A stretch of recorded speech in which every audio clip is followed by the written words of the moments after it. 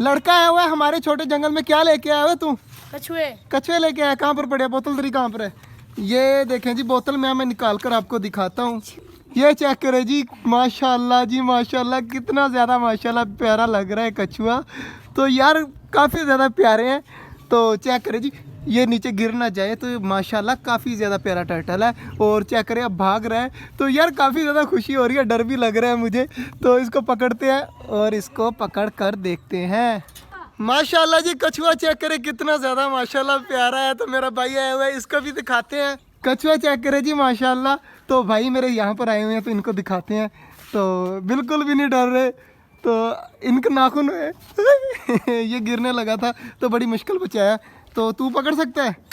ये लड़का नहीं पकड़ सकता, जो लेके आया उसको ही डर लगता है कि ये क्या चीज़ है। एक और भी है ना, दोनों निकाल बाहर और दोनों को देखते हैं।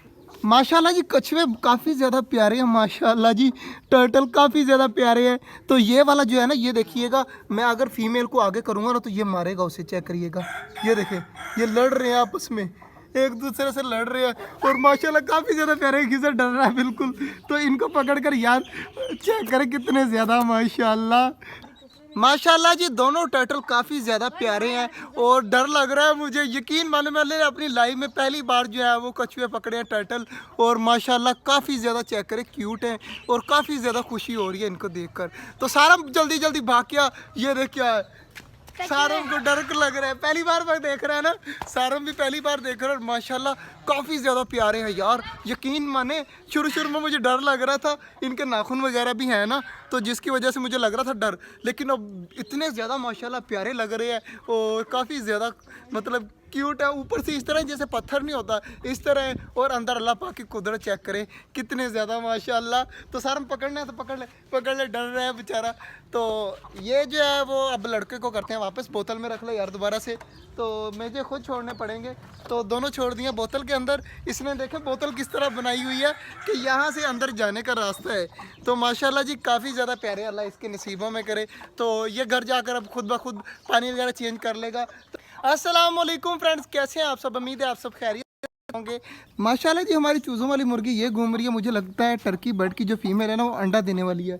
तो अभी लग जाता है अंदाज़ा कि ये अंडा देगी या नहीं देगी। मुझे इस तरह लग रहा है जैसे हमारी टर्की बर्ड की जो फीमेल है ना वो अंडा देने वाली है।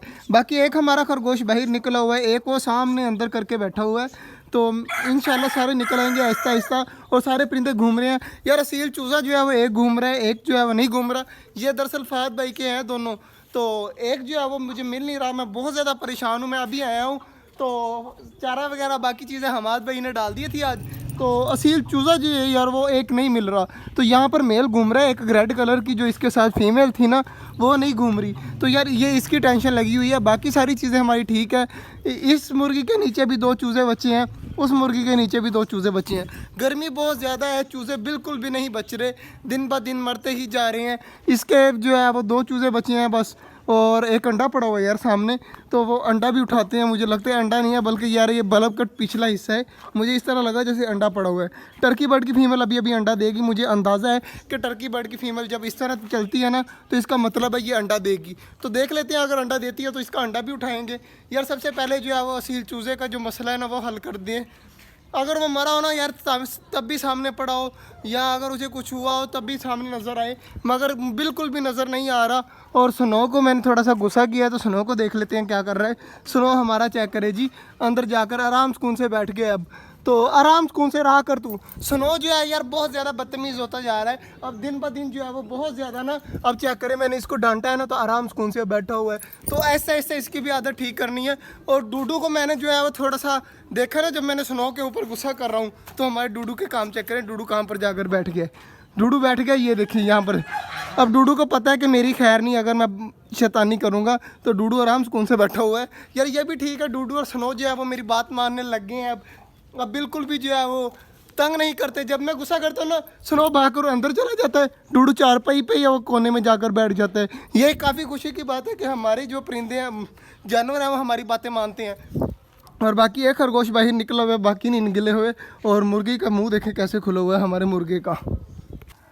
किज़र खरगोश जो है वो सारे बाहर निकले हुए हैं। तो सारों को जो है वो पकड़ते हैं और तेल वगैरह लगाते हैं हमारे सारे खरगोशों को, ताकि इनकी एलर्जी वगैरह ख़त्म हो जाए। हमारे खरगोशों लगी हुई है फंगस। तो फंगस के इलाज करना पड़ेगा, तो उसके लिए तेल मंगवाना पड़ेगा। जल्दी जल्दी तेल मंगवाते हैं और हम अपने खरगोशों को लगाते हैं तेल। तो यार तेल आ चुका है, तेल लगाते हैं अपने खरगोशों को, इनकी जो एलर्जी वगैरह है वो तो ख़त्म करे ना। सारे खरगोश जो है वो भाग रहे हैं, तो खिजर खरगोश एक आधा पकड़, तो हम दिखाएं कि दरअसल इनको हुआ क्या है। तो ये उठा ला। तो ये देखें जी हमारे खरगोशों को कितनी ज़्यादा फंगस लगी हुई है। ये चेक करिए, एक किस्म की एलर्जी है।